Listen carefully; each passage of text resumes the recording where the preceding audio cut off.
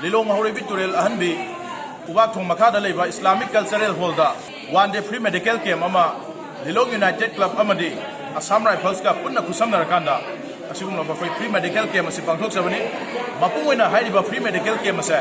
Masidisida Akwigi, Gongan Tuamba, doctor specialist Kayama, Lembira Tuna, Zuzik, Laying Patapsi, with Satari, Haiba, specialist in the day, dental surgeon, orthopedic surgeon, ophthalmologist, gynecologist, skin specialist, physician, pediatrician, ENT, medicine, nutritionalist, nothing but Tongan ba, Haiba specialist kaya sila bira kan dari balen pathabasi sathabani organizers in the Makedi free da tidak lang dana simba kaya mo so ko miyam da phangle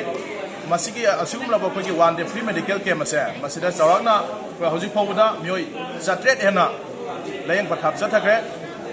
loinana loisila ko boda myoi lising muki sangda ko layang gadra haibagi sinja langje wesing mai kai digi madu ba pandam do ma ko thamjari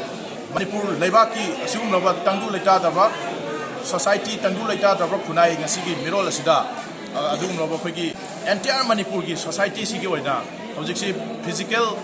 trauma mayamama psychological trauma mayamama lakana maram orakanda ko ki health sector da kaida effect lakada ba mayam se masiga sigi asum ba ko ki free medical care masina Lilong area gi oina di mase koida tangdu leta ba nataga health sector da ko ki Tinjang Kaijangdaba Masamo Baba ama lakna ba gidamakta ko masina choba ino dam oirani aduna haidiba asugumba free medical care masa Lilong United Club amadi Assam Rifles pun kusam narkanda Lilongi tongan mamapam mamada mamang Pangthokkhre ngasigi sina ani rak suboina handaki oina Pangthokkhre sabani masi ekoigi tungda ekoigi iram da masida laiba tongan ba kachin goya da laibiriba raja punamaki mafam da laiba fair psychologist mayamado ekoi kokna ba sugumba free medical care ama ekoigi manipur gi mafam sinba tungna Pangthokkhre gi tangai phadaba su lai haibo famsa Lilong United Club Makedi thamjari loina asugumba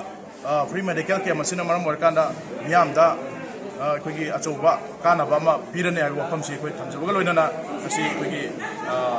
media gi thongda paudamjari bai gi mingsi sajat bya mayam convener Lilong United Club